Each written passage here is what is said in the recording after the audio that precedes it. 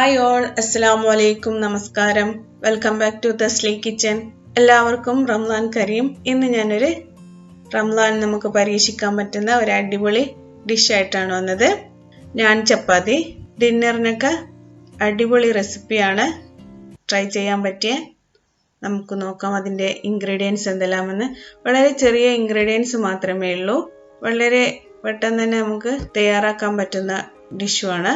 അതിന് വേണ്ടത് ആമീസ് പത്തിരിപ്പൊടിയും പിന്നെ വേണ്ടത് മൈദയാണ്.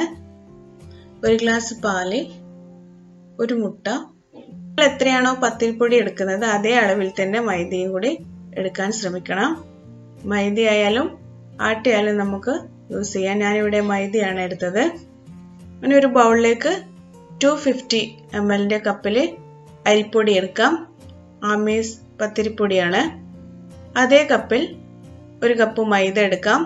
അങ്ങനെ ബൗളിലേക്ക് ഒരു കപ്പ് മൈദയും ഒരു കപ്പ് ആമീസ് പത്തിരിപ്പൊടി ഇട്ടിട്ടുണ്ട്. അതിൻ്റെ നടുക്കൊരു ഇതുപോലെ ഒരു ചെറിയ കുഴി ഒഴിച്ച് അതിലേക്ക് ഒരു മുട്ട പൊട്ടിച്ച് വയ്ക്കാം. ആവശ്യമുള്ള സോൾട്ട് മുട്ട എടുക്കാം. ആവശ്യമുള്ള സോൾട്ട് ഇട്ടതിന് ശേഷം ഒന്നെല്ലാം നന്നായി മിക്സ് ചെയ്തെടുക്കാം.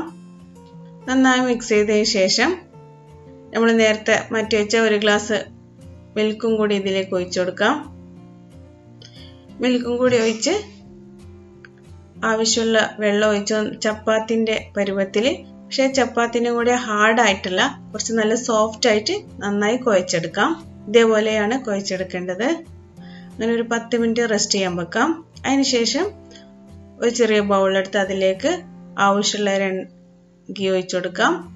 ഞാൻ 2 ടേബിൾ സ്പൂണാണ് ഗീ എടുത്തത്. അതേൽ തന്നെ ഏതെങ്കിലും റിഫൈൻഡ് ഓയിലും കൂടി മിക്സ് ചെയ്ത് മാറ്റി വെക്കാം. നമ്മൾ നേരത്തെ മാറ്റി വെച്ച ഡോ എടുത്ത് ഇതേപോലെ കട്ട് ചെയ്തെടുക്കാം. 2 പോർഷനാക്കി ഞാൻ മാറ്റി വെക്കുന്നുണ്ട്. ഇതുപോലെ കട്ട് ചെയ്തെടുത്ത് ഓരോ ഉരുളകളാക്കി ഇതേപോലെ മാറ്റി വെക്കാം. അങ്ങനെ നമ്മുടെ ചപ്പാത്തിയുടെ ബോൾസ് ഒക്കെ റെഡി ആയിട്ടുണ്ട്. ഇനി നമുക്കിതെല്ലാം ഒന്ന് പരത്തിയെടുക്കാം. അങ്ങനെ ചപ്പാത്തിയുടെ മാവ് നമ്മൾ ഓരോ ഉരുളകളാക്കി മാറ്റി വെച്ചത് മൈദയുടെ ഡസ്റ്റ് ഉപയോഗിച്ച് നല്ല റൗണ്ട് ഷേപ്പിൽ പരത്തിയെടുക്കാം. റൗണ്ട് ഷേപ്പിൽ പരത്തിയെടുത്തതിന് ശേഷം നമ്മൾ നേരത്തെ മാറ്റി വെച്ച ഓയിലും ഗീയും മിക്സ് നമുക്ക് ഇതിൻ്റെ ഉൾവശവും പുറവശവും നന്നായി സ്പ്രെഡ് ചെയ്ത് കൊടുക്കാം. നന്നായി സ്പ്രെഡ് ചെയ്തതിന് ശേഷം ഒരു ട്രയാങ്കിൾ ഷേപ്പിൽ ഈ ഒരു ഷേപ്പിൽ നമുക്ക് മടക്കി മാറ്റി വെക്കാം. അങ്ങനെ ഓരോ ഉരുളകളും ഇതേ ഷേപ്പിൽ നമുക്ക് പരത്തി മാറ്റി വെക്കാം. എല്ലാ മാവും ഇതേപോലെ നമ്മൾ പരത്തി മാറ്റി വെച്ചിട്ടുണ്ട്. ഇനി നമുക്കിതെങ്ങനെ ചുട്ടെടുക്കേണ്ടതെന്ന് നോക്കാം. അങ്ങനെ നമ്മൾ നേരത്തെ പരത്തി മാറ്റി വെച്ചത് ഈ ഒരു ട്രയാങ്കിൾ ഷേപ്പിൽ തന്നെ നമുക്ക് പരത്തിയെടുക്കാം. അങ്ങനെ ഈ ഒരു ഷേപ്പിൽ നമ്മൾ പരത്തിയെടുത്തിട്ടുണ്ട്. ഇതേപോലെയാണ് പരത്തിയെടുക്കേണ്ടത്.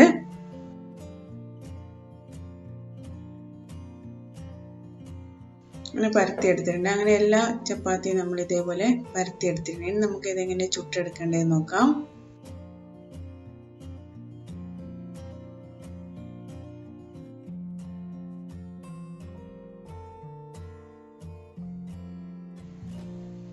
ഇരുവശവും നമുക്ക് ഇതേപോലെ മറിച്ചിടാം.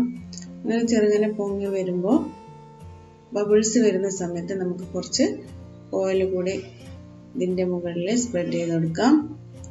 പിന്നെ ഇരുവശവും നമുക്ക് ചുട്ടെടുക്കാം.